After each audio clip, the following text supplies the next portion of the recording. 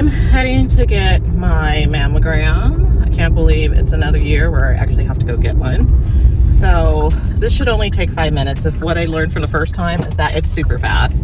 And so I'm running late, so I'm gonna run in, get this done, and then head into work. And then I believe in 2 weeks, I have an MRI that I've been finally able to schedule that I need for my fertility doctor. So that's just to make sure that I have enough room in my uterus for to hold a baby in the future. So hopefully sooner than later, but we'll see. Here we go.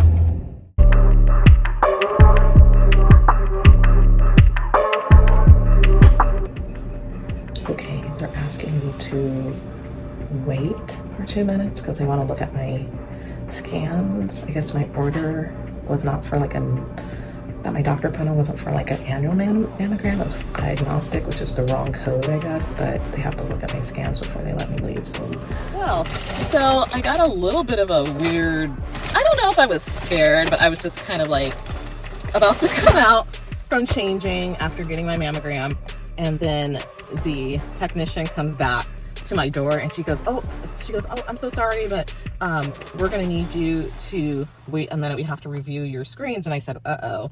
I was like, what is this about? And she said, well, the way that the order was written up, it wasn't written up as like a mammogram screening, which is annual. It was written up as a diagnostic screening. And so the way that they have to do it is that I would have to wait for the radiologist to read my screens before I could leave. And so I basically had to like sit there and wait. And luckily, like, he was able to look at it right away and tell me that, you know, based off of my baseline, and you're like, we're supposed to come in for our diagnostic screening, right? And I said, as far as I'm aware. And so she's like, they didn't call you back last time. And I was like, no, they just sent me a letter in the mail saying everything looked fine and, you know, to come back the following year. So for whatever reason, my OBGYN, it must have been like her office or whatever, that they put in the wrong code for my screening.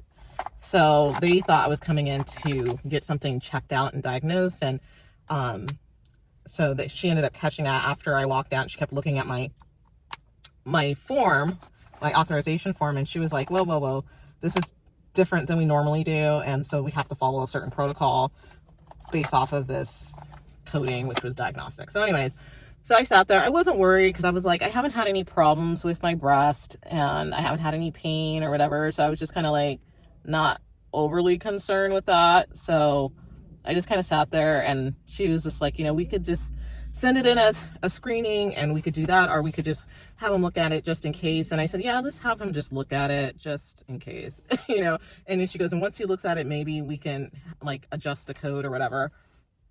So I was like, that's fine. I was like, go ahead and do that and just have him look at it. I'd rather, you know, be safe. So anyway, it ended up being nothing and everything looks fine. And so she was just like, you know, just next time, just make sure, like, when you get your authorization, just make sure that it says screening. And if it doesn't, like, you need to contact your doctor and have them to update it because they sent you the wrong code. So I was like, that's fine. So anyway, so that was a little, like, troubling because I thought they were holding the older lady next door to me. And I was like, wait a minute. But they were actually telling me that I needed to wait to look at my screenings and everything.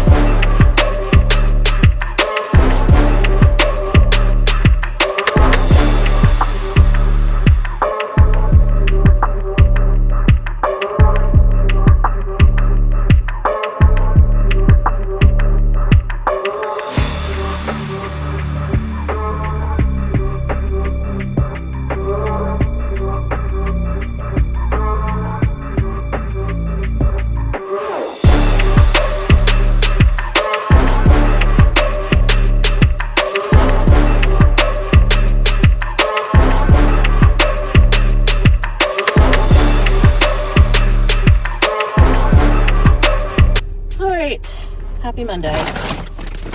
So it's MLK Day and I'm going into work, unfortunately, but I should have just taken it off, but I need to continue on with my workouts, and as far as I'm aware, we're doing our workouts. So I was supposed to be in a lot earlier than this, but I kept sleeping. So yeah, so I'll give you an update about everything about the wrap up of my past relationship. So it's been like more than 2 weeks since we had the big New Year's Day debacle.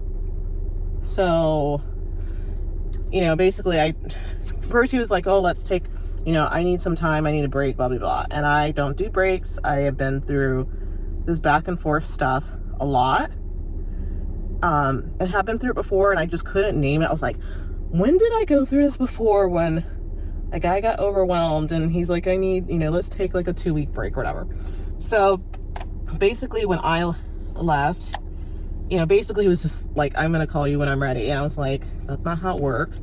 And by the time I left, it was like, okay, well, let's regroup. And basically the situation that happened that was really upsetting, that I just said I wasn't sure if I was, you know, completely over it, and that I just needed to think about it. And it was like, okay, well, you think about it and get back to me when you're ready. And so I was like, you know what, I am gonna just like research this and figure out, like, number one, should I be done? Number two, should I really give this time to think about it and make a decision? I always want to just make a jerk decision, and I'm certain about things. But I was like, you know what, I'm going to give it 2 weeks, let myself calm down so I can make a clear-minded decision, even though I was pretty clear-minded the day that it happened. And so I was like, okay, so I was like slowly like wrapping things up in my head, and I was like, okay, well, let's make this reality. Let's like start putting things away.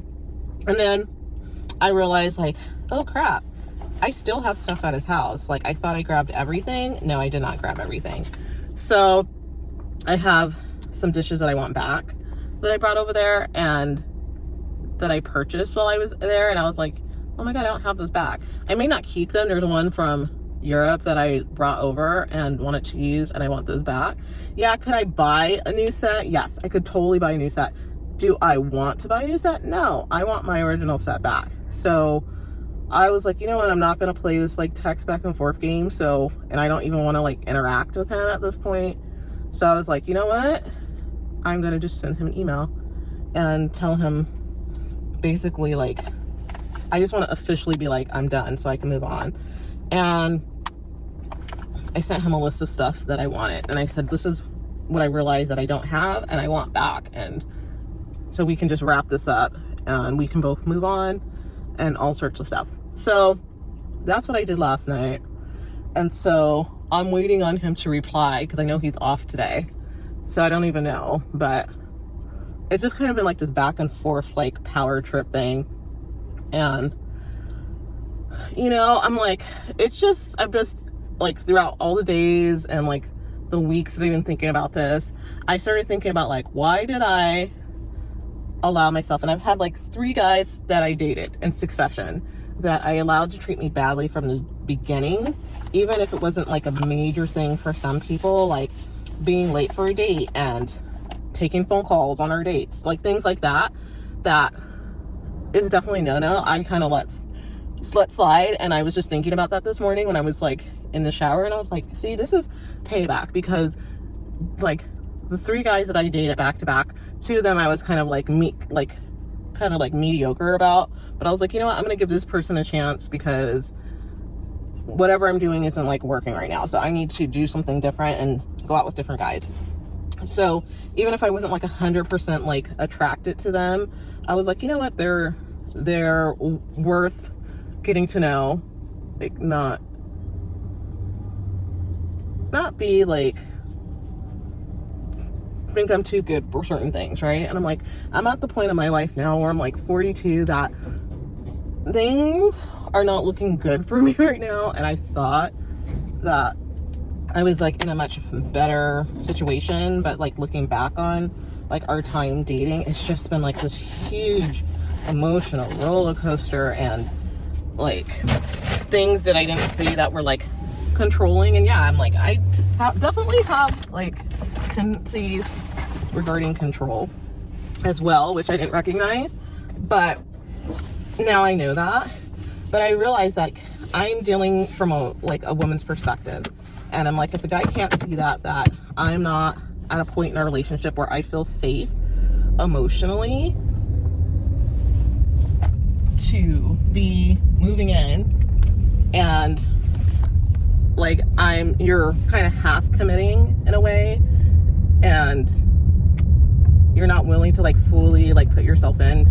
I felt like he was kind of half in, half out, and there was just like certain like red flags and things that I missed that I think I didn't even miss, I ignored, and I should have caught on. And you know, just thinking about starting a family with someone, I'm like, you know, if I have to worry about someone being like not able to regulate their emotions, and like that is an issue, like that's a worry, because I'm like, oh my god, like if I have a baby, like, and the baby keeps crying, like how are they going to deal with that? Emotional regulation issues that I was concerned about, amongst other things that I like, there's just certain things that I was like, oh, that's like annoying, and like, you know, but maybe I shouldn't like be so judgmental. I'm sure there's things that he's annoyed with, things that he doesn't like. And so anyways, long story short, there are just a lot of things that I was like, you know, like you say you're ready for this, but your behavior and your action shows that you're not mature enough, or you haven't been exposed enough. And like, you know, when we were talking on Christmas and we were talking about kids, and he was just kind of like freaking out when we were talking about kids, and I was just like, he was just very overly, like, he's almost too smart for his own good, or he's trying to prove how smart he is. And so he makes things way more complicated than they need to be. And so like one of the things I was always saying is like, just simplify it. Just make it as simple as possible, and don't make it harder than it has to be. And so that was one of the things that I was like, you know, I personally have had to deal with. I would, especially like when I was younger, I would just make situations way harder than they had to be, and I would get frustrated and upset. And I was like, you know, like we're two different people. I said that this is what I've experienced in my life, and this is what has helped me, and it's just to simplify things and not to like make things more than they need to be. So that was one of the things that I was like, okay, but kids are very simple. Like he would ask me, like, you know, we would kind of play this game, like, what would you tell your kid?